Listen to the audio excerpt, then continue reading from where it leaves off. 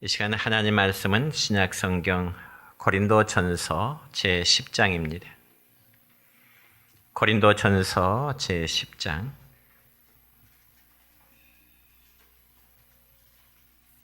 신약 성경 275페이지입니다. 10장 23절부터 마지막 33절까지 대독해 드립니다.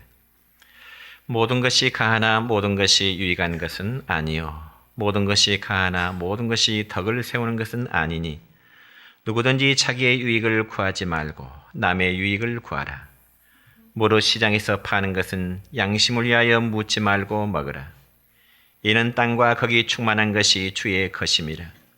불신자 중 누가 너희를 청할 때 너희가 가고자 하거든 너희 앞에 차려놓은 것은 무엇이든지 양심을 위하여 묻지 말고 먹으라. 누가 너희에게 이것이 참으리라 말하거든 알게 한 자와 그 양심을 위하여 먹지 말라. 내가 말한 양심은 너희의 것이 아니요 남의 것이니 어째야 내 자유가 남의 양심으로 말미암아 판단을 받으리요. 만일 내가 감사함으로 참여하면 어째야 내가 감사하는 것에 대하여 비방을 받으리요. 그런즉 너희가 먹든지 마시든지 무엇을 하든지 다 하나님의 영광을 위하여 하라. 유대인에게나 헬라인에게나 하나님의 교회나 거치는 자가 되지 말고 나와 같이 모든 일에 모든 사람을 기쁘게 하여 자신의 유익을 구하지 아니하고 많은 사람의 유익을 구하여 그들로 구원을 받게 하라. 아멘. 이 시간에 우리 나주 한사랑교회 심호하시는 우리 김진만 목사님 나오셔서 교회에 꼭 필요한 사람이라는 제목으로 말씀을 선포하시겠습니다.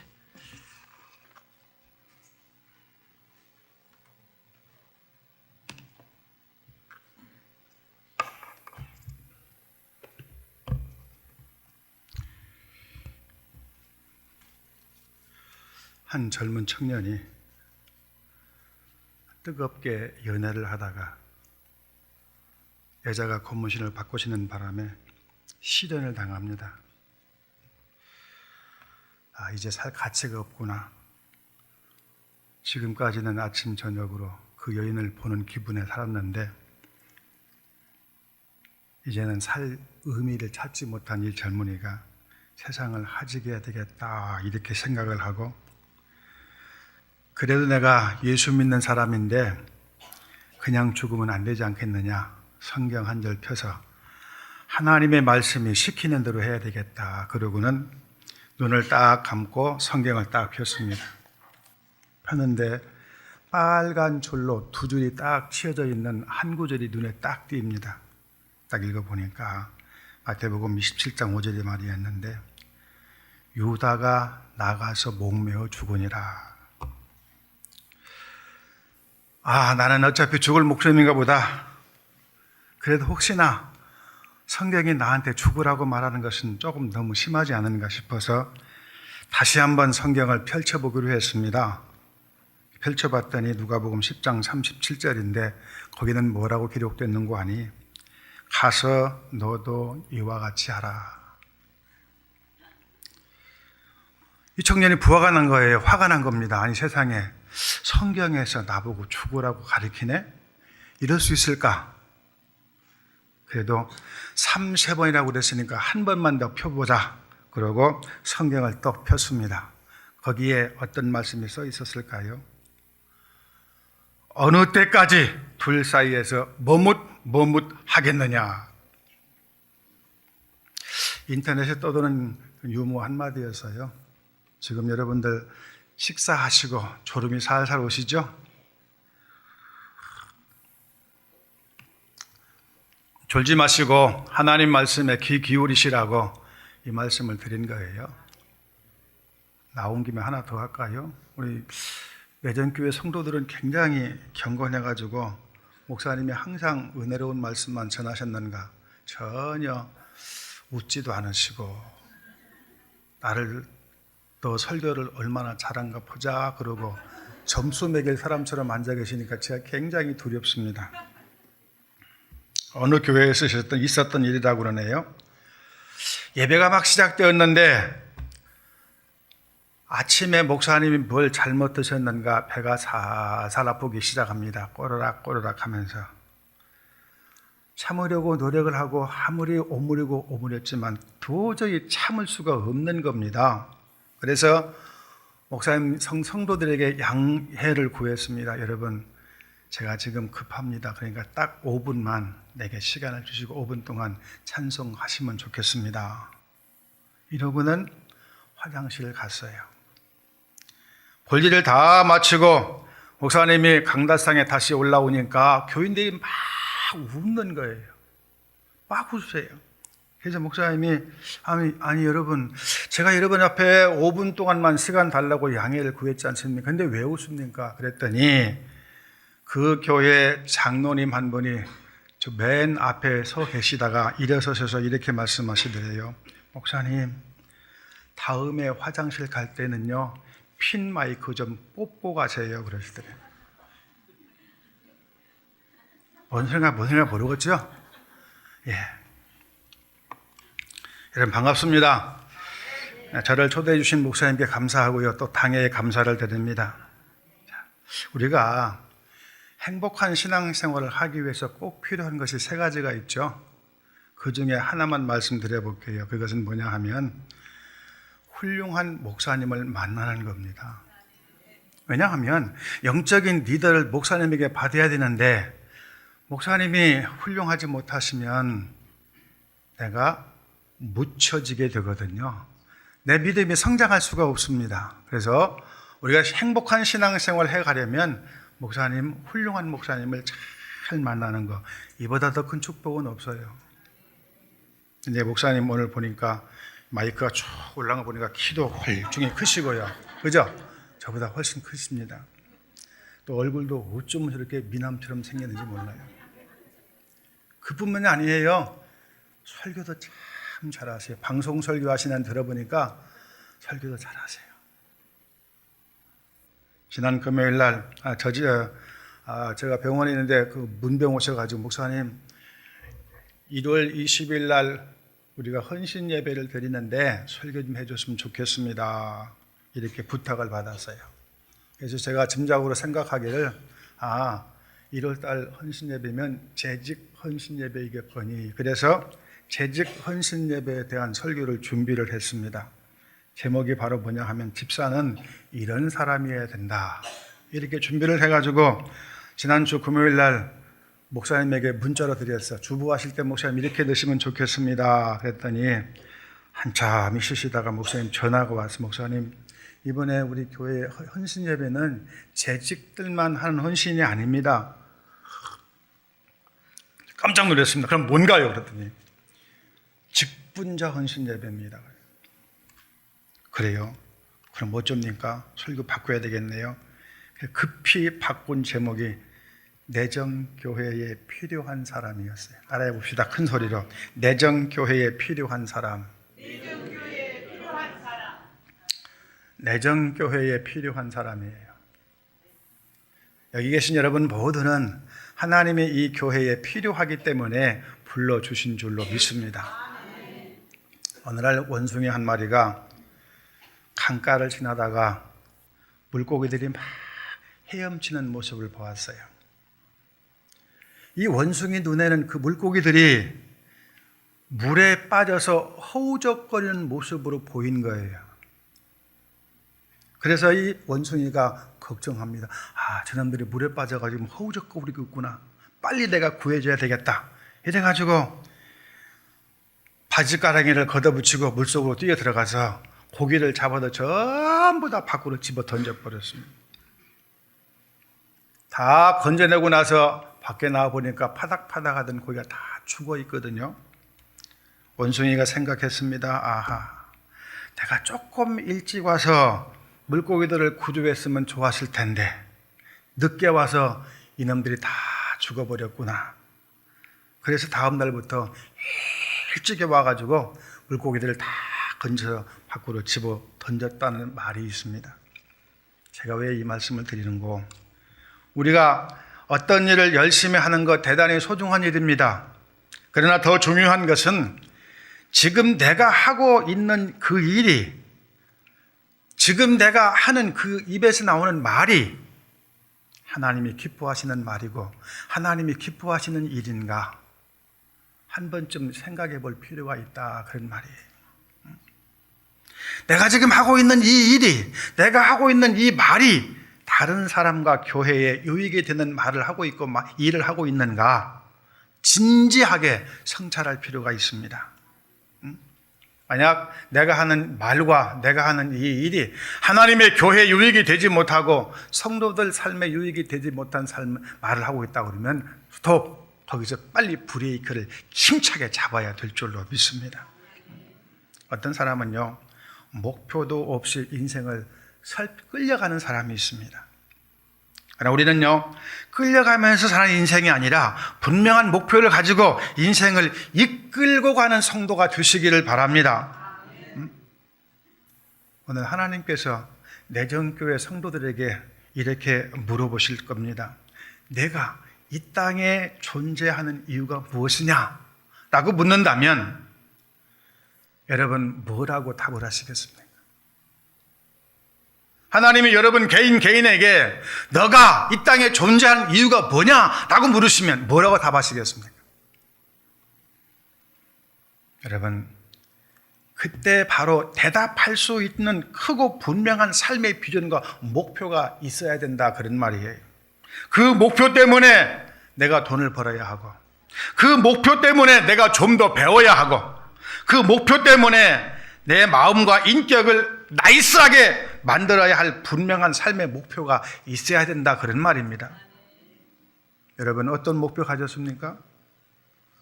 본문 31절에서 보니까 바울 사도는 분명한 목표를 정해서 말씀합니다. 그런즉 먹든지 마시든지 무엇을 하든지, 그 다음 여러분 읽어보십시오. 다 하나님의 영광을 위하여 하라. 이 말씀은 무엇을 하든지 우리 최종 삶의 목표가 하나님의 영광에 맞추어져야 한다, 그런 말입니다. 진정한 성공은 뭘까요? 여러분, 진정한 성공과 행복은 하나님이 영광을 받으시는 삶이었다면 그 삶은 성공한 삶이죠. 아무리 큰 성공을 이루었다 하더라도 하나님께 영광이 되지 못한다면 그 삶의 성공은 실패입니다.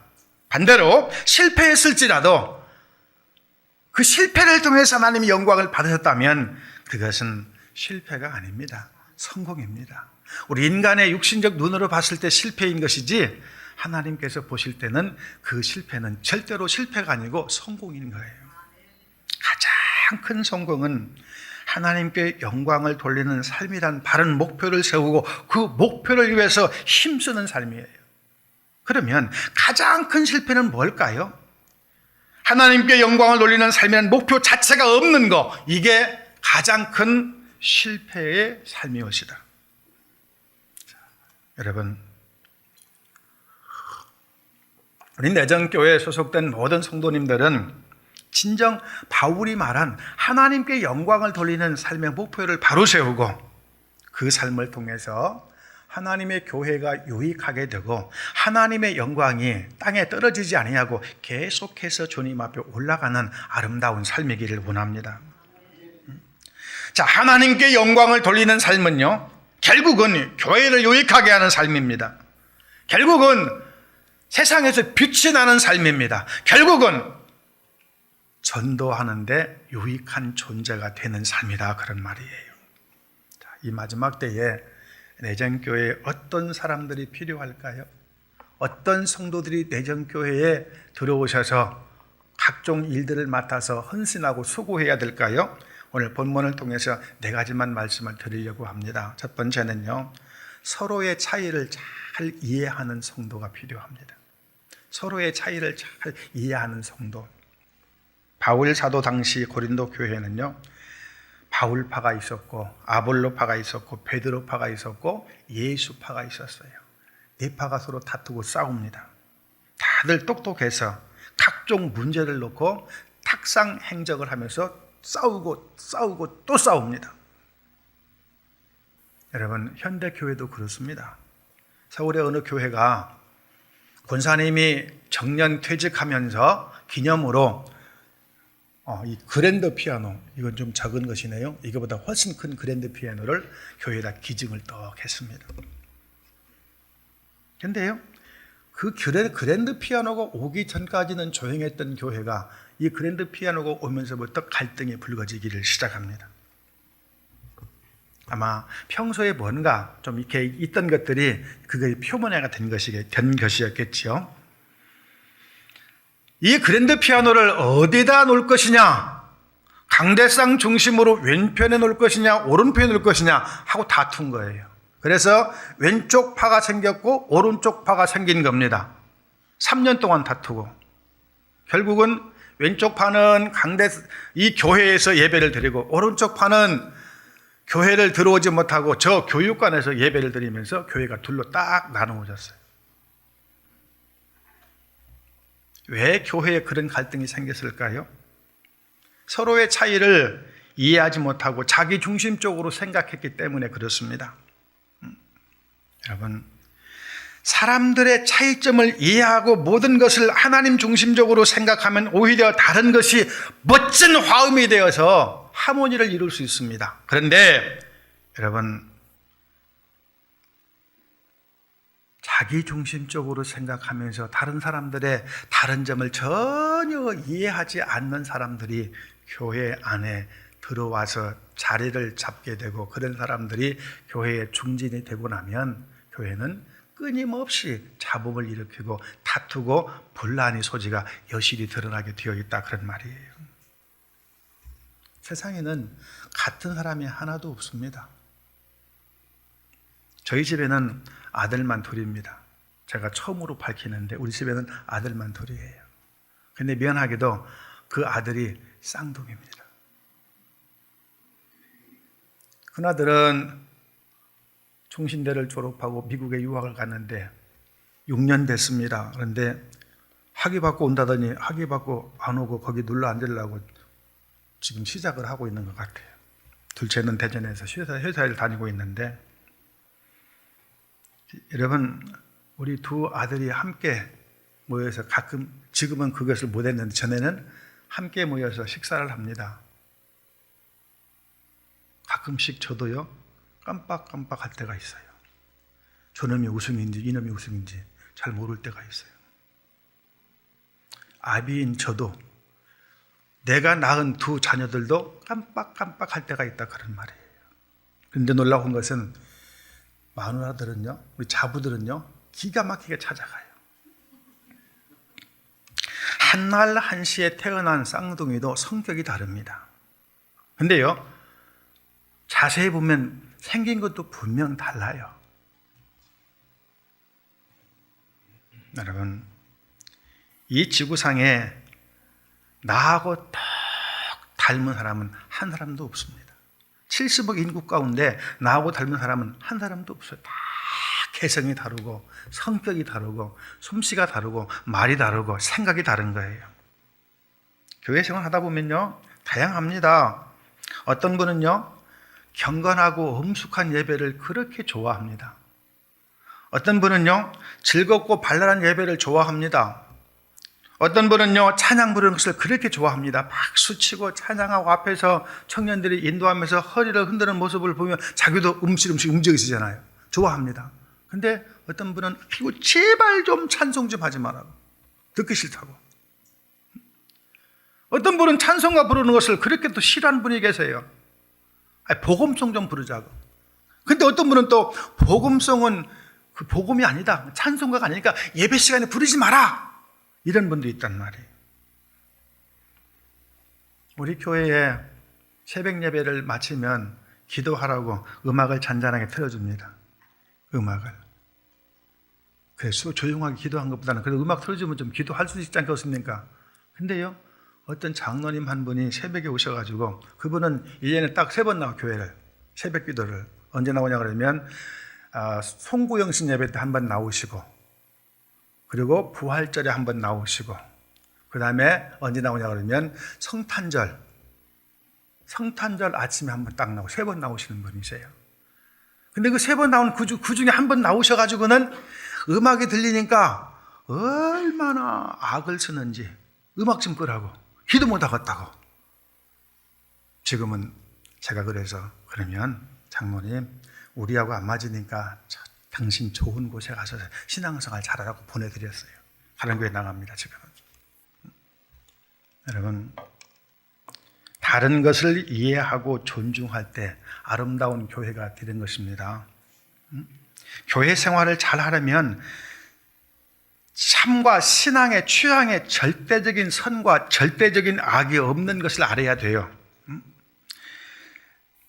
여러분 내가 아는 지식이 전부다라고 생각하면 안 됩니다. 내가 알고 있는 믿음이 전부다라고 생각하면 안 돼요. 여러분 날마다 그래서 우리는 차이점이 있음을 이해하고 자기가 부족하다는 것을 깨닫고 날마다 배워야 됩니다. 자기가 생각하는 것이 절대 선이라고 생각하는 그 사람은 더 이상 배우려고 하지 않는 사람들이에요. 여러분 그런 의미에서 많이 배우세요. 기독교 방송도 많이 들으셔서 훌륭하신 목사님 설교도 많이 들으시고요. 또 책도 많이 사셔서 훌륭한 사람들이 쓴 책도 많이 읽으시고 책을 사실 때는 분명히 목사님 허락을 받고 사는 것이 유익합니다. 왜냐하면 너무 많은 책들이 잘못됐기 때문에 그래요. 세상에서 가장 무서운 사람이 누굽니까? 책 한 권 읽고 전부 세상을 아는 것처럼 말하는 사람이에요. 어떻게 책 한 권 딱 읽어가지고 그것이 지식의 전부라고 생각하고 말을 하시는가 모르겠어요. 여러분 우리 내장교회 제가 밖에서 지켜봤습니다. 참으로 좋은 교회입니다. 훌륭하신 장로님들이 이 교회에 심무하시죠. 또 권사님들도 참 훌륭하세요. 가끔씩 와서 식사를 해보면 어쩌면 그렇게 밥을 맛있게 해주신지 모르겠어요. 정성을 다해서 해주시는 그 모습이 너무너무 아름답습니다. 여기에서 머무르지 마시고 여러분 나주에서 아니 우리 노회에서 조금 더 나아가 우리 총회에서 소문난 멋진 교회가 되시기를 축복합니다. 그러기 위해서 여러분 서로 다름을 이해하는 성도들이 다 되시기를 축복합니다. 그 다음 두 번째입니다. 본능을 절제할 수 있는 사람이어야 됩니다. 본능을 절제할 수 있어야 돼요. 제가 한 30년 전에 여기서 한 20여 리밖에 떨어지지 않은 상촌이라는 교회에서 목회를 한 적이 있습니다. 그 교회 장로님이 딱 한 분이기 때문에 그 장로님 부인 그러면 여러분도 혹시 아실지를 몰라요. 그 장로님 부인이 3일 밤에 교회를 안 나오시는 거예요. 그때가 언제냐 그러면 5월달, 6월달이에요. 신방을 갔어요. 그랬더니 도망을 쳐요. 저를 보고 도망을 가요. 왜 그럴까? 시험이 들었을까?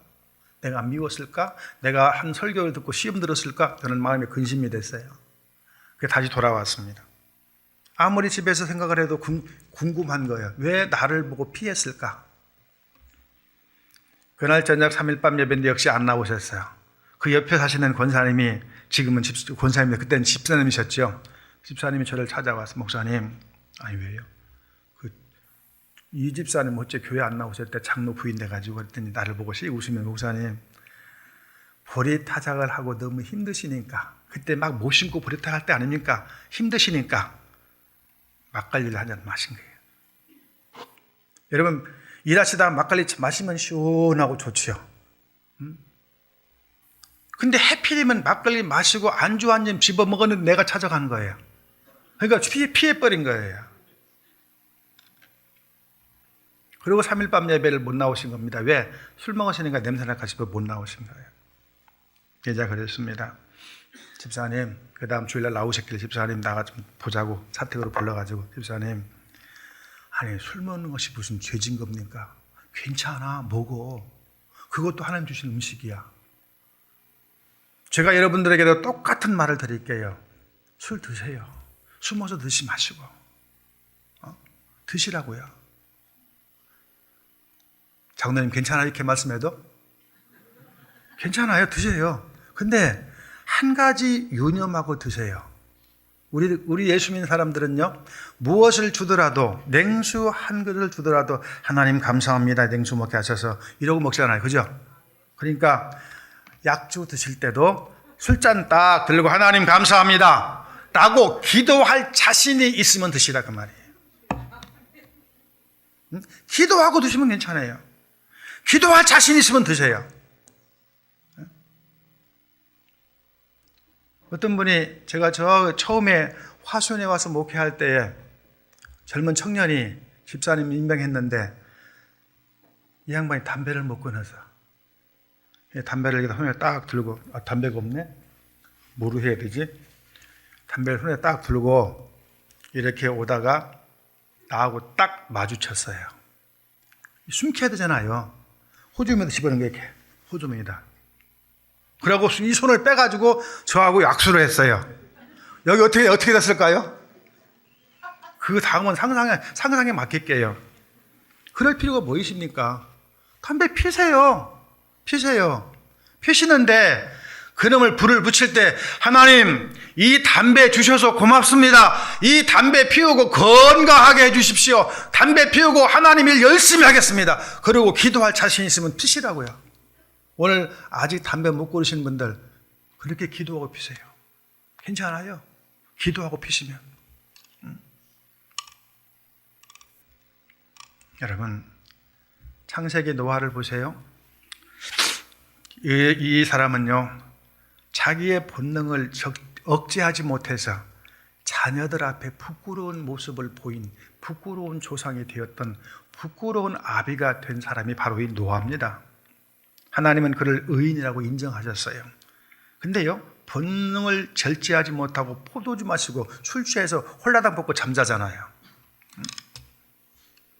여러분 결국 그 사건으로 말미암아 함이 저주를 받았어요. 함이 저주를 받았지 않습니까? 잘못은 아버지가 해놓고 왜 자식을 저주합니까? 얼마나 못된 아버지예요. 여러분 자기를 절제하지 못하는 사람은 브레이크가 고장난 벤츠예요. 아무리 좋은 차라도 브레이크가 고장나면 쓸모가 없습니다. 여러분 아무리 튼튼하게 만들었고 아무리 잘 나가고 아무리 값이 비싸고 외국에서 직수입을 해온 자동차를 할지라도 브레이크가 고장나면 그것은 살인무기인 거예요. 여러분 바랍니다. 우리 내정교회에 소속된 모든 성도들은요 본능을 절제할 줄 아는 지혜가 있으시기를 축복합니다. 본문 23절에 보세요. 모든 것이 가하나 모든 것이 유익한 것이 아니요 모든 것이 가하나 모든 것이 덕을 세우는 것이 아니라고 그랬습니다. 여기 가하다라는 말이 무슨 말입니까? 합법적이라 그런 말입니다. 합법적이란 말이에요. 법에 저촉되지 않는 행동을 했다고 해서 그 행동이 유익한 행동이고 덕을 세우는 행동은 아니다 그런 말입니다. 왜 사도 바울이 이런 말씀을 지금 하고 있을까요? 당시 고린도 지역에는요 많은 우상 신전들이 있었어요. 그 우상 신전에 엄청나게 많은 고기들이 제물로 드려집니다. 다 먹을 수가 없으니까 그 제물로 드려진 그 많은 고기들이 전부 다 고린도 시내 정육점으로 퍼져나갑니다. 그래서 정육점에 있는 모든 고기가 대부분 그 신전에서 흘러나온 고기들이에요.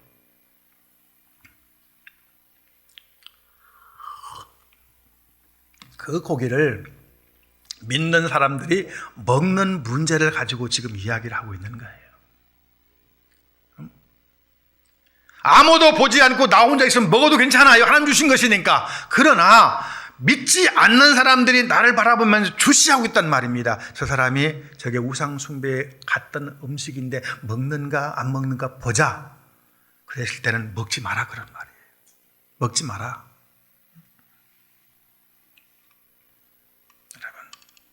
여러분 우리가 흔히 그런 말씀 많이 하죠. 저 사람은 법이 없어도 살 사람이다. 우리 김동수 목사님이 그런 사람인 것 같아요. 법이 없어도 살 사람이다. 여러분 우리는 법을 무시하지 말아야 하지만 최종적으로는요 법이 없어도 살 사람이 되어야 되겠다 그런 말입니다. 여러분 인간 사회에서 큰 해가 되는 것은 불법적인 잘못보다 합법적인 잘못이 더 많아요. 보세요. 세금을 탈루하는 사람들이요, 합법적으로 세금 탈루합니다. 결혼식 한 번 치르는데 이렇게 교회에서 경건하게 온 가족 모여놓고 예배드리면서 결혼식 하면 얼마나 좋습니까? 그런데요, 호화 결혼식이 있어요. 호텔에서 한 끼 음식이 1인당 15만 원짜리. 가보셨어요? 그곳에 가서 보니까요, 얼마나 호화로운지 몰라요. 결혼식 한번 딱 치르는데 경비가 얼마가 들어가는가? 최하가, 여러분 놀라지 마세요, 8천만 원 들어간대요. 8천만 원. 서울에. 합법적이에요. 불법한 거 없습니다. 전부 다 합법적이에요.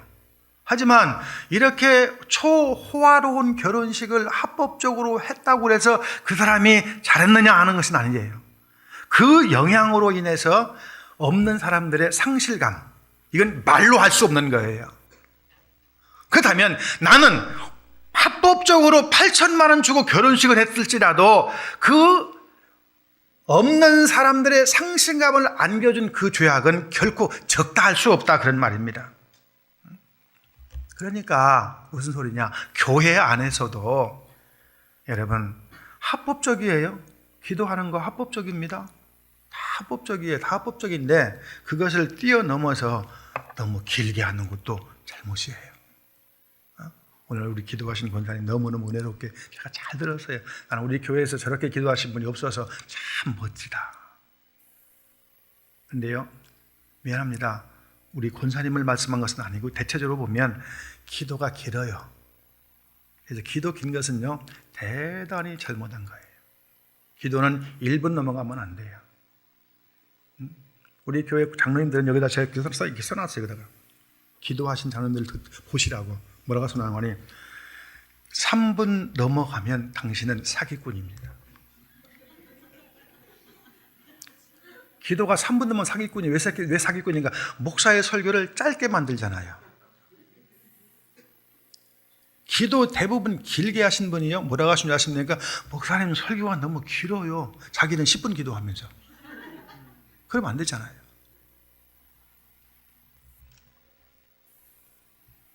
여러분, 내가 생각한 것이 아무리 옳을지라도 여러분, 내가 생각한 그 옳음이 절대라고 생각해서 모든 사람들에게 강요하는 것은 옳지 않습니다. 자, 여러분 기억합시다. 자신의 은혜를 절제할 수 있어야 됩니다. 아무리 정확한 말이라도 교회에 덕이 안 될 때에는요, 침묵하세요. 그런 사람이 하나님께 영광을 돌리고 교회를 유익하게 하는 그런 훌륭한 성도라고 하는 생각에는 변함이 없는 제 생각입니다. 여러분도 아마 같이 아멘 해 주실 줄로 믿습니다. 그 다음에 세 번째입니다. 이웃을 위해서 헌신할 줄 아는 성도들이 이 교회에 좀 많이 있었으면 좋겠어요. 이웃을 위해서 헌신할 수 있는 사람들, 출세 자체를 목표로 둔 사람들은 출세하지 못한답니다. 이게 어느 대학에서 통계낸 조사 통계서입니다. 자, 내가 출세를 해야 되겠다고 그 출세를 목표로 딱 세우고 이를 위해서 열심히 달려간 사람은요, 절대 출세를 못한대요. 그럼 누가 출세하는가? 이웃을 위해서 내가 무엇을 할 것인가? 다른 사람들의 편의를 위해서 내가 할 수 있는 것이 무엇일까를 생각한 사람들이 출세한다는 거죠. 여러분, 자동차왕 포드라는 사람 아시죠?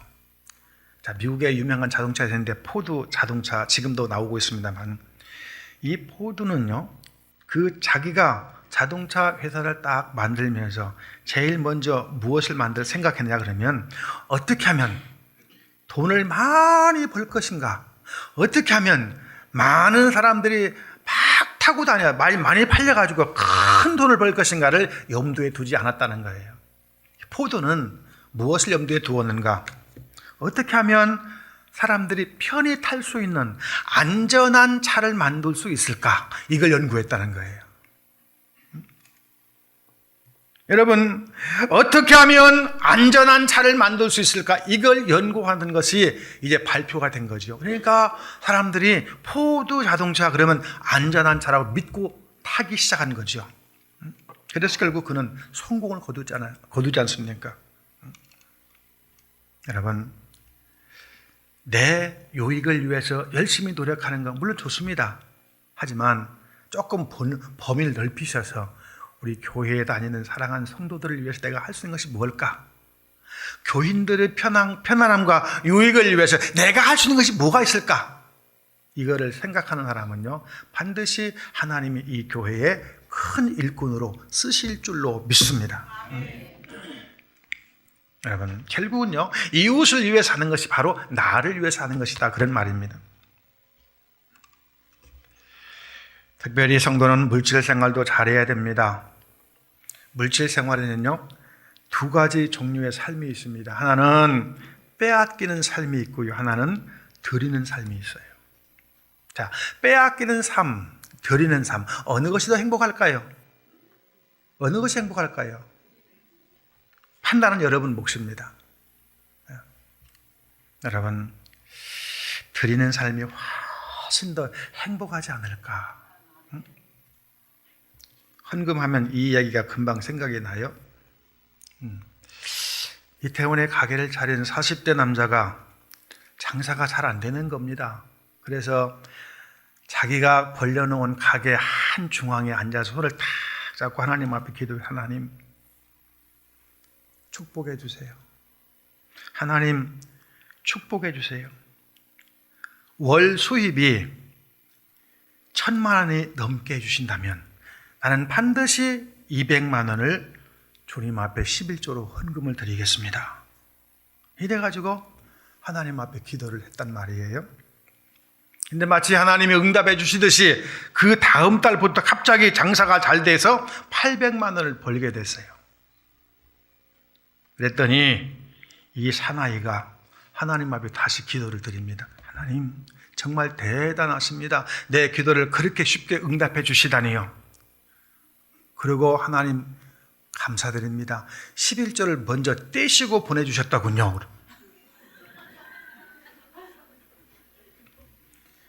이렇게 신앙생활 하시는 분이 많아요. 교회를 보면.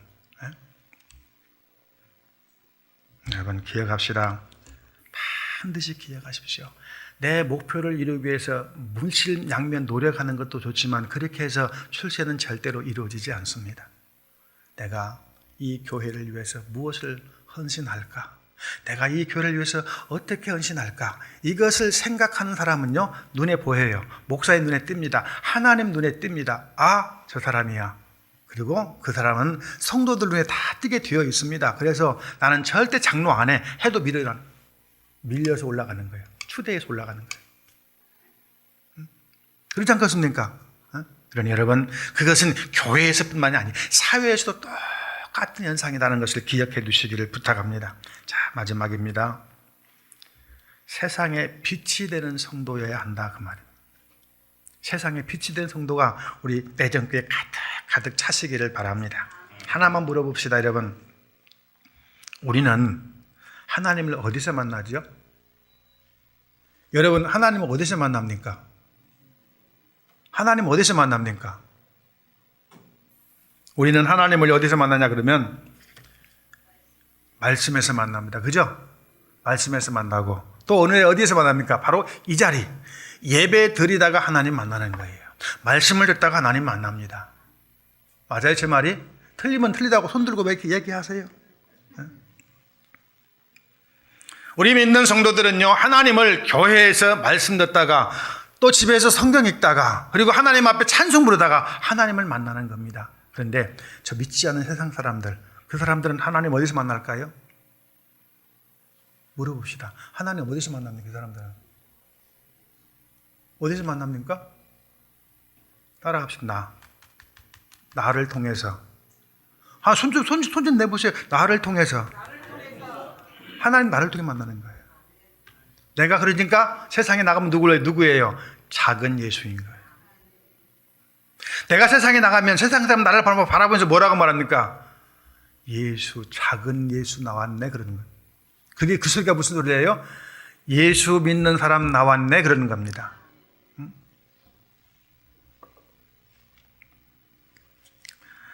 자, 32절 말씀 봅시다. 유대인에게나 헬라인에게나 하나님의 교회나 거치는 자가 되지 말라 그랬어요. 교인들은요, 교회에도 걸림돌이 되지 말아야 하지만 믿지 않는 사람들 앞에서도 걸림돌이 되면 안 됩니다. 초대교회 시대에 그리스도인이라고 하는 말이 처음으로 생겼습니다. 그런데 이 그리스도인이라고 하는 말을 제일 먼저 한 사람들은 우리가 아니에요. 누가 했습니까? 세상 사람들이 그렇게 불러준 거예요. 자, 그래서 우리들을 향해서 그리스도인이라고 말한 그 이유는 뭐냐 하면 이 사람들은 뭔가 우리와 다르다 그런 뜻이에요. 그러니까 세상 사람들이 우리를 볼 때는 자기들하고 뭔가 다른 걸로 보는 겁니다. 다른 사람으로. 자, 예전에는요, 예수 믿는 성도들을 기차에서 만나면 말도 하지 않았어요. 나 예수 믿습니다 라고 말하지 않았어요.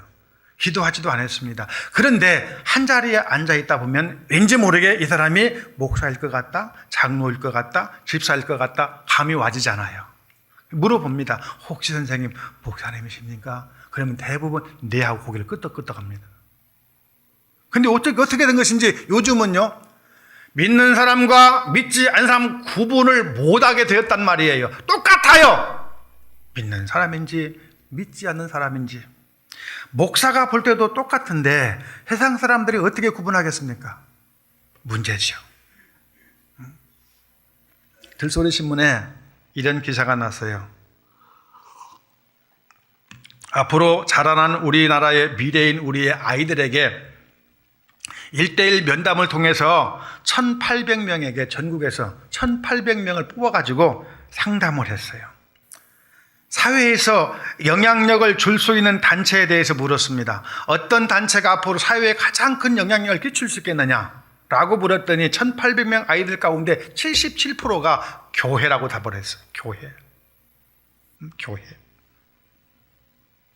교회가 앞으로 사회에 영향력을 가장 많이 끼칠 수가 있다. 이렇게 답을 한 겁니다.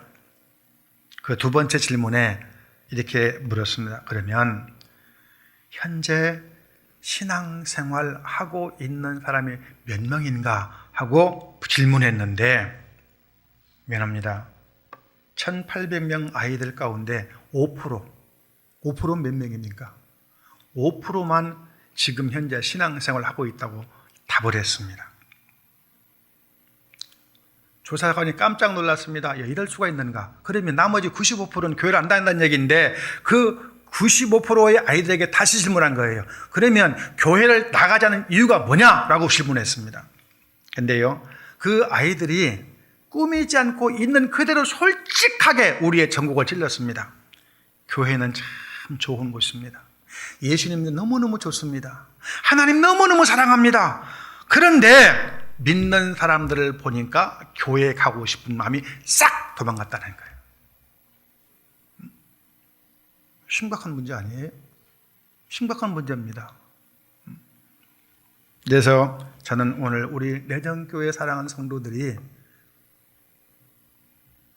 이런 사람이 꼭 되었으면 좋겠어요. 세상에 빛을 발하는 그리스도인다운 삶을 살아가는 성도가 되었으면 좋겠다, 그 말입니다. 아멘 안 하신 분은 그렇게 못하겠다는 건가요? 어떤 것입니까? 좀 정확하게 말씀해 봅시다. 사실요, 우리 교회도 그런 분이 계세요. 교회를 나오다가 안 다니셔. 신방에 가서 물어봅니다. 아니, 성도님, 왜 마음에 안 드는 것이 있어? 말을 안 해요, 저한테는. 저는 이제 살짝 빠져나오죠. 그리고 저희 교회 전사가 조용히 물어보면 나중에 제 귀에 이렇게 들어옵니다. 아, 그 교회 참 좋대. 목사님 설교도 좋고, 권사님, 장로님들 좋고, 식당에 밥이 그렇게 맛있어서 좋은데, 그 교회에 딱 한 사람을 딱 꼬집어 뜯어. 이름을 딱 대면서 그 사람 때문에 나 교회 못 가겠습니다. 여러분, 우리가 그런 사람 되면 안 되잖아요. 그죠? 절대 안 됩니다.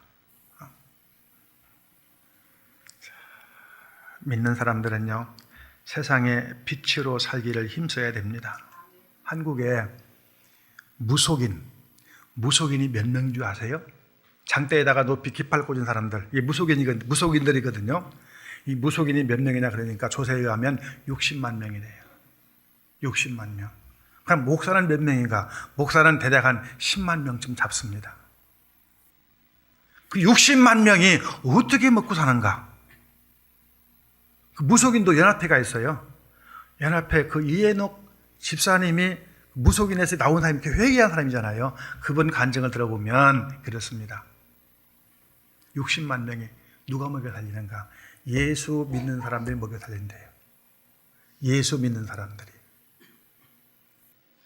장로님들이, 권사님들이 그 무속인들을 먹여 살리는 거예요. 아들, 딸 시집장가 보낼 때 날짜 잡고, 이사갈 날짜 잡고. 예? 여기 내전교회 없으시죠? 그런 분들 없으시죠? 네, 없으시기를 바랍니다. 나는요, 제가 나주 제1교회 부목사를 4년 했습니다. 그때 그 모습을 봤어요. 제일로 교회의 신실한 장로님 가정이에요. 근데 그분들이 점집에서 점치고 나오다가 나하고 딱 마주친 거예요. 네? 여러분, 아니잖아요. 그건 아니죠. 분명히 아니죠. 여러분, 더 놀라운 것이 있어요. 그 이해녹 집사 얘기를 들어보면 자기가 한참 그러고 있을 때 어떤 분이 찾아왔더래요. 저것이 넥타이 딱 매고 첫눈에 봐도 목사인 걸 자기가 알겠더랍니다. 목사가 나를 왜 찾아왔을까 했더니 그분이 와서 딱 무릎을 딱 꿇고 하는 말이, 제가 지금 개척교를 하려고 준비를 하고 있는데 동쪽에 할까요? 서쪽에 할까요? 묻더라는 거예요. 웃지 마세요. 실제 있었던 일이기 때문에 부끄러운 자화상 아닌가요? 예수 믿으면서, 아니 하나님 섬기면서, 아니 주님의 사랑을 받고 있는 우리가 그렇게 살아야 되겠냐 그 말이에요. 결과적으로 주님을 욕되게 하는 행동이 아닐 수 없습니다. 여러분, 우리 예수 믿는 사람들은요, 신뢰가 깊어야 돼요. 약속했으면 약속도 잘 지켜야 되고요. 신호등을 잘 지키세요. 쌩 하고 지나가는데 보니까 내전교회 차가 지나가는 거예요. 신호도 위반하고. 그럼 뭐라 하고 왔습니까? 그 내전교회 그때 신호도 안 지키고 지나가는 그 차 있잖아. 거기 아마 목사님이 운전한 것 같은데, 이거 그 교회 뻔해. 신호도 안 지키고 가는 거 보니까 뻔해. 전도가 안 됩니다, 그러면. 응? 여러분, 그런 작은 것 하나가 우리 교회에 얼마나 악영향을 미칩니까?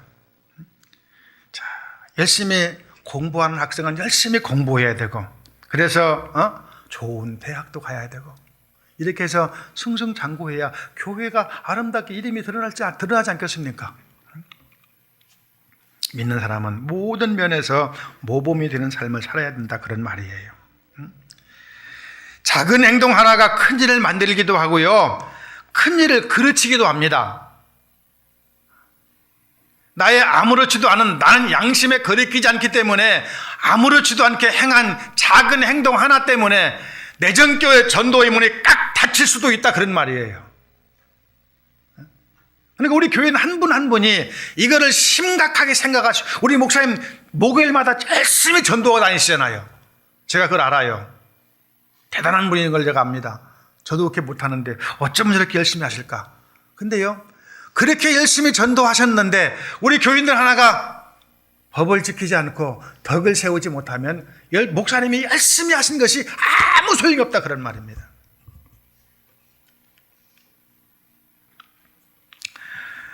최근에 여러분, 가정폭력이 심각하다고 그러죠. 목사님도 시간 너무 많이 갔네. 빨리 끝날게요. 그 폭력이 심각한데요, 특히 부부 간의 가정폭력이 대단히 심각하다고 그러죠. 그 폭력을 예방할 수 있는 유일한 방법이 딱 하나 있다고 그래서 제가 소개하려고 합니다. 그것이 뭐냐 하면, 폭력을 당하는 가정을 가다 보면 폭력을 당할 수밖에 없다는 거예요. 남편이 출근했다가 퇴근해 집에 들어오는데 방금 잠에서 깬 모습으로 부시시하고 나오면 주먹이 날아가기가 쉽다는 거죠.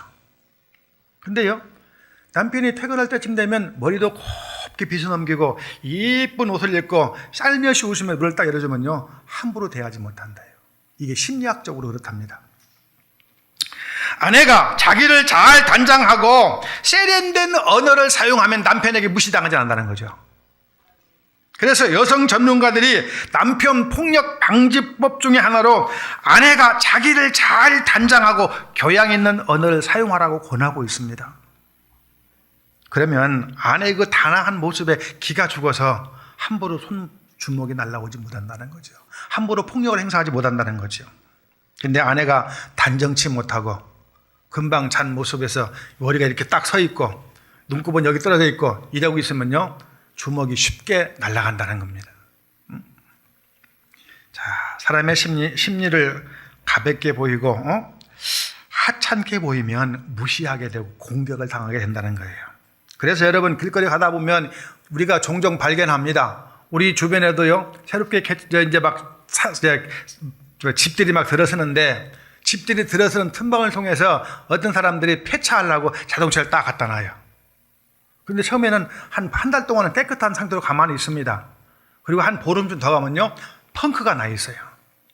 그리고 한 보름쯤 더 가면요, 유리창이 깨져 있어요. 그리고 한 보름쯤 더 가면요, 그 차 안에 온갖 소리가 가득 차 있습니다. 그리고 보름쯤 더 가면 누군가가 와가지고 막 두드려가지고 차가 다 우그러져 있어요. 이게 심리학적으로 가능하다는 거죠. 여러분, 그래서 망가진 것을 보면 더 망가뜨리고 싶은 심리가 우리 마음속에 있다는 거예요. 그러니까 여러분, 남편에게 대접을 받고 싶으면요, 내가 나를 단정해야 됩니다. 내가 나를 단장하지 못하면 남편에게 무시당하는 거예요. 남편도 마찬가지고요. 동네가 지저분하면 범죄의 표적이 된답니다. 근데 동네가 깨끗하고 질서가 잘 잡혀 있으면요, 도둑놈도 저기는 안 되겠다 그러고 안 간다는 거죠. 여러분, 신앙생활도 마찬가지예요. 내가 내 신앙을 단정하게 지키고 거룩하게 살지 아니하면 누가 붙습니까? 사탄이 딱 붙습니다. 저거 봐라, 저거 내 밥이네. 그리고 여러분들에게 착 붙어가지고 여러분들 신앙을 부서뜨립니다. 그리고 사단이 여러분들을 잡아버리죠. 하지만 단장하고 거룩하고 경건하고 믿음 있는 소리 하게 되면 사단이 함부로 내게 유혹을 하지 못하는 거죠. 저 사람은 다 가봐야 안 돼. 왜? 평상시 믿음 생활하는 모습 봐봐, 얼마나 멋진데. 거기다 내가 아무리 가서 유혹해봐야 따라올 사람이 아니야. 그리고 사단이 나를 향한 손길을 멈춘다는 거예요. 그러니까 사단에게 유혹당한 사람은요, 사단에게 유혹당할 수밖에 없는 삶을 살고 있는 겁니다. 반대로 사단에게 유혹당하지 않는 사람은 자기를 잘 단장하고 믿음으로 무장한 사람들이에요. 자, 이제 마지막으로 이 말씀 하나 하고 마칠게요. 너무 길게 해서 미안합니다. 설교도 못하는 사람이. 원래 설교 못하는 사람이 길게 하는 거예요. 오늘 재직이 아니고 뭐죠? 직분자들이라고 그래요. 직분자. 그렇습니다. 직분자. 저 아프리카에 가면 돌을 등에 지고 건너지 않으면 안 되는 강이 있다고 그래요. 강 수심은 그렇게 깊지 않은데 물살이 너무 세기 때문에 그냥 지나가면 휘청해가 넘어져 버리면 저 밑에는 또 깊은 물이기 때문에 빠져 죽을 수가 있다는 거죠. 그래서 사람들은 그 물을 건널 때에는 반드시 어떻게 해요? 무거운 돌을 머리에다 딱 이는 거예요.